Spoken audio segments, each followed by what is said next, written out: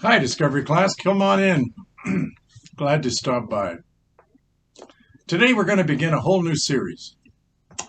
We've just finished Joseph. I'm going to tell you the story of Moses. His story is found in the second book of the Bible, called the book of Exodus. The book of Exodus really hinges on these words.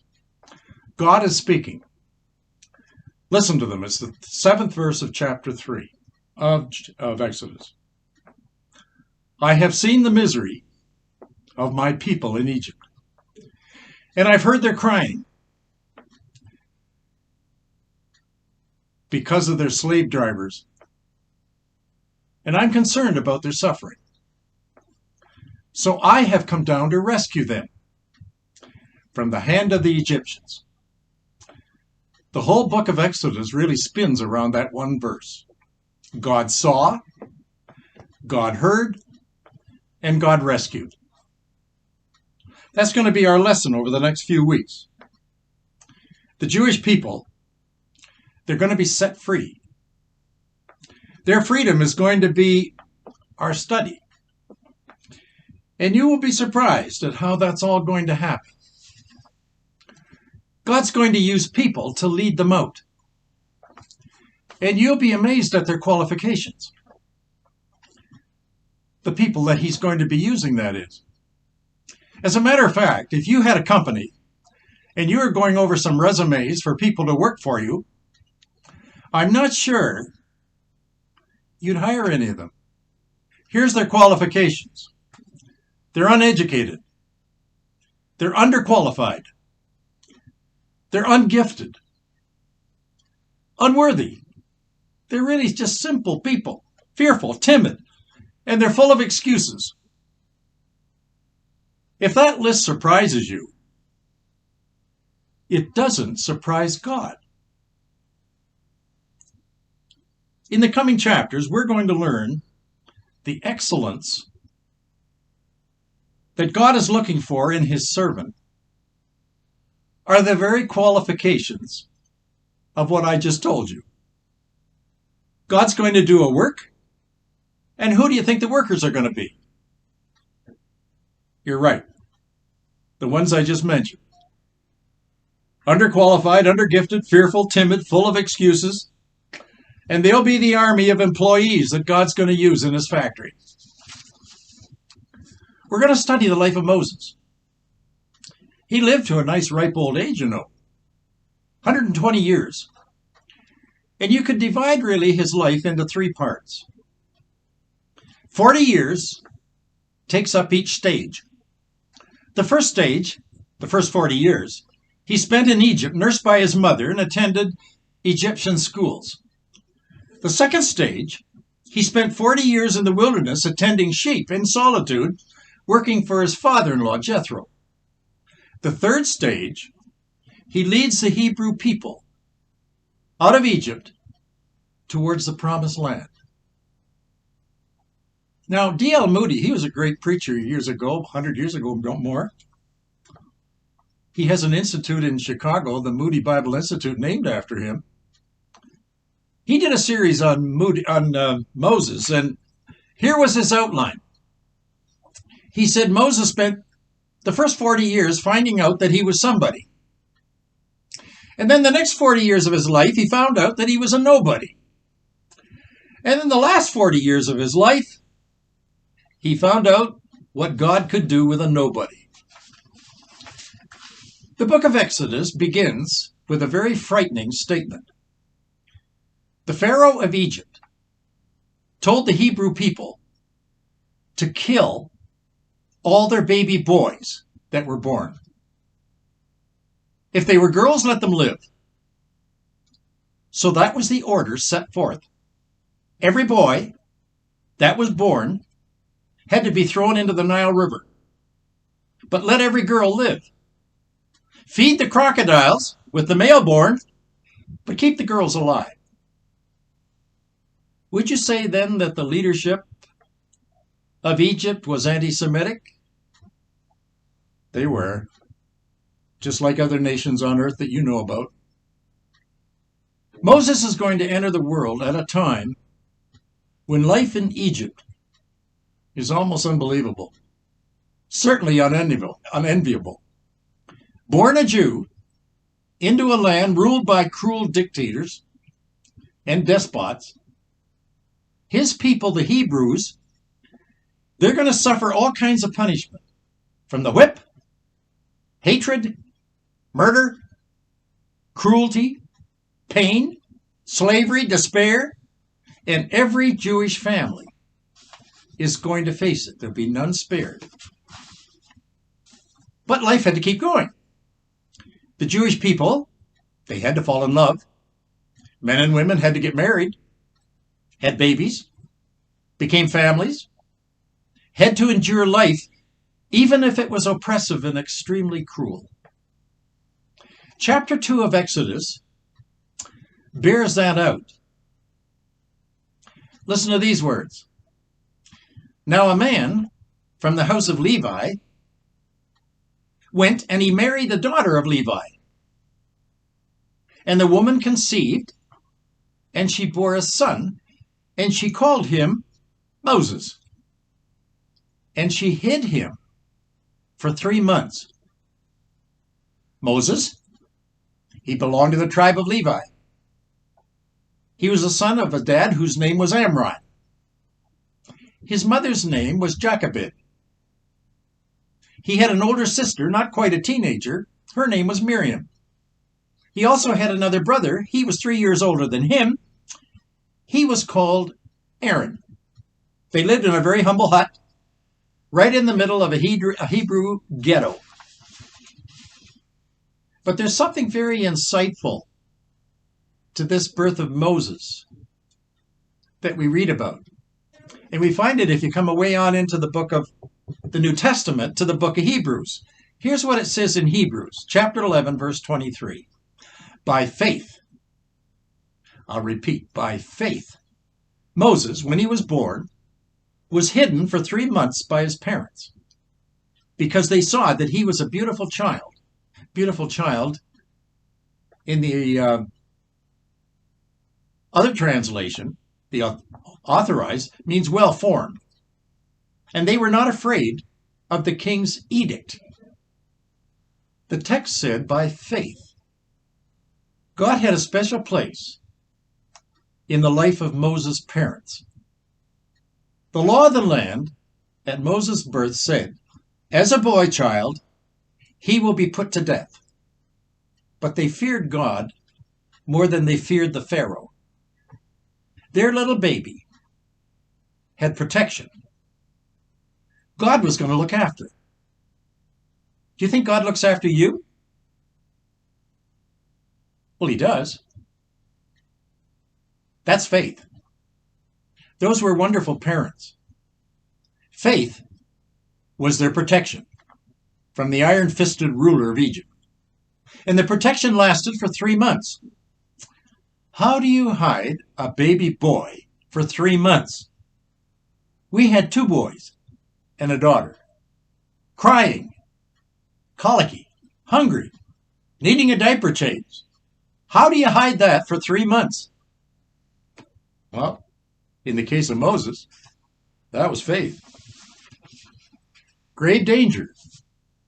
Face that baby boy every day. Just keeping him as a child alive. That mom and dad had to probably risk everything. They had to keep him in hiding. Very careful. All day long.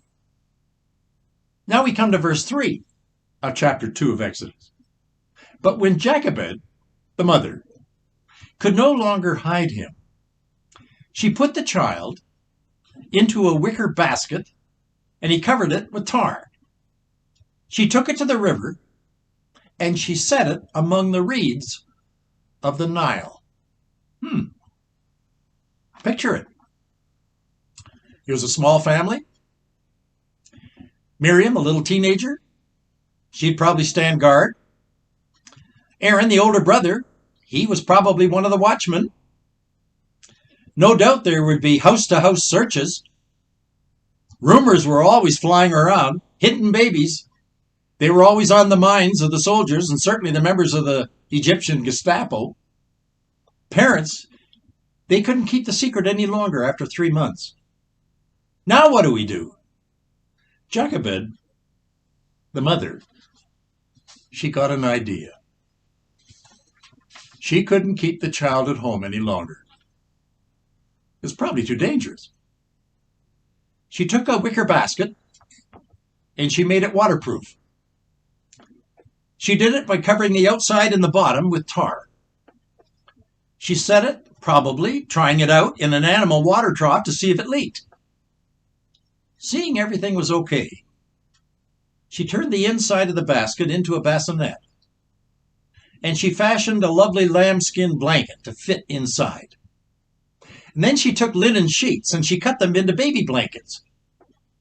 Her last creation was probably a mosquito netting to cover the whole basket from protection from the sun and the mosquitoes.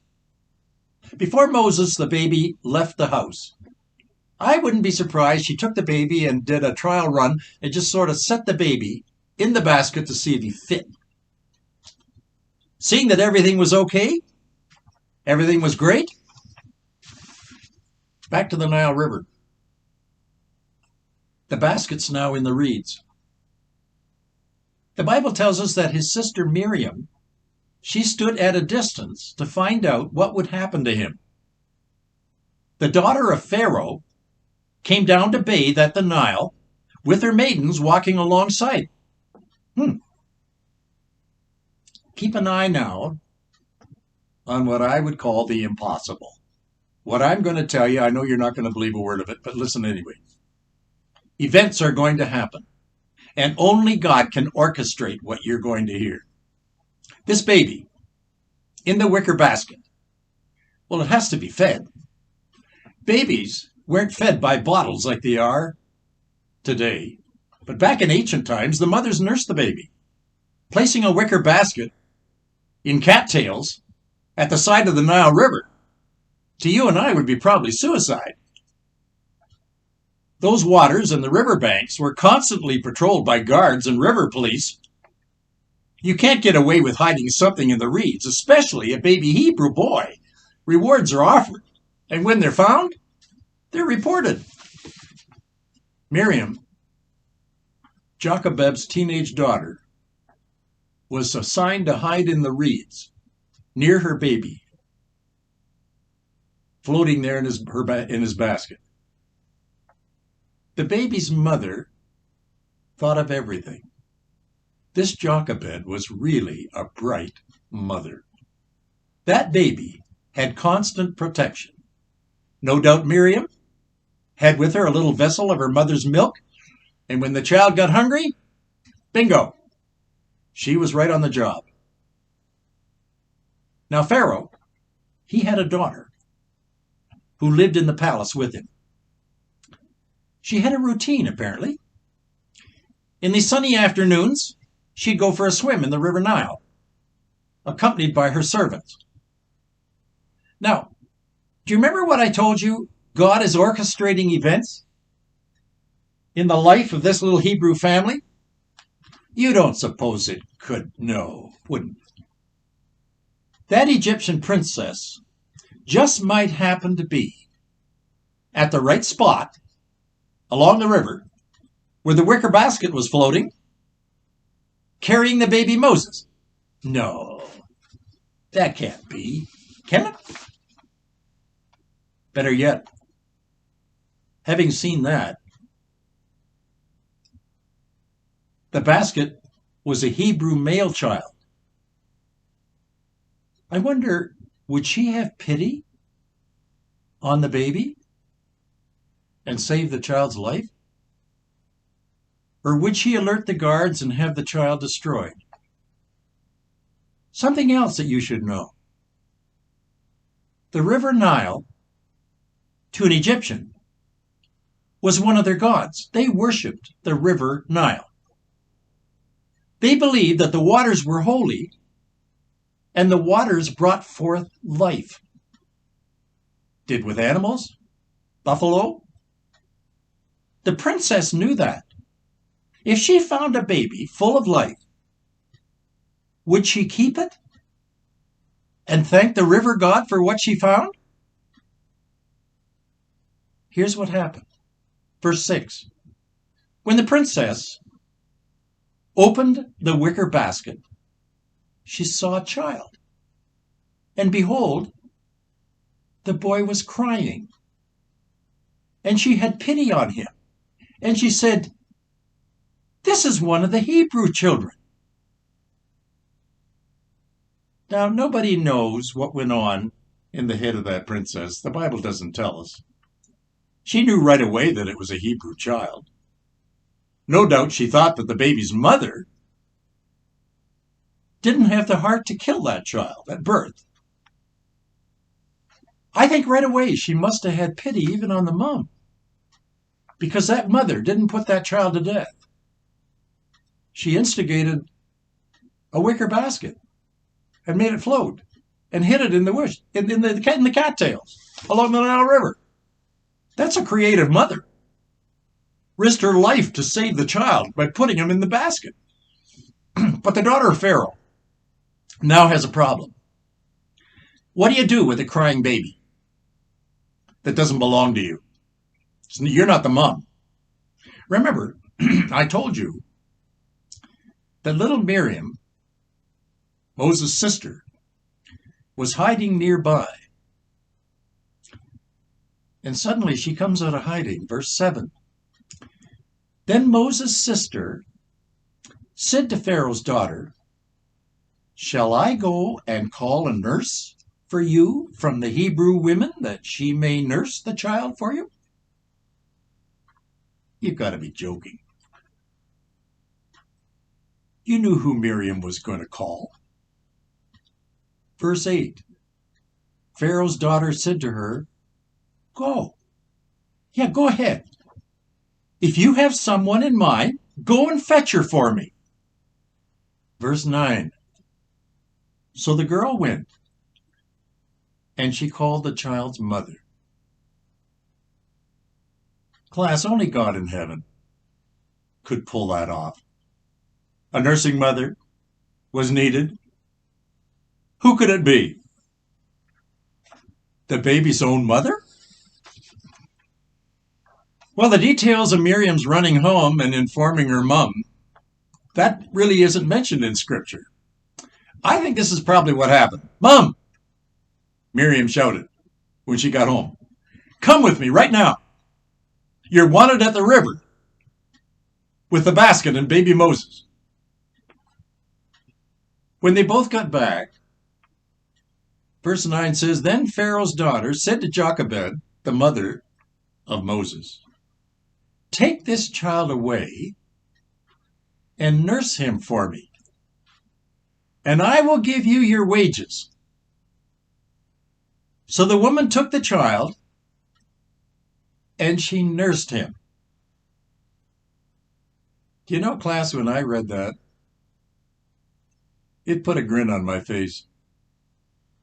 My wife, she nursed our 3 kids for almost a year and a half. Jochebed, she didn't have to give up her baby. She got it back. She didn't have to put it to death. She got paid for doing it. And best of all, the Egyptians, the authorities, who were out to destroy the Hebrew baby boys, they gave her 24-hour protection so that Moses' family would have no harm come upon them.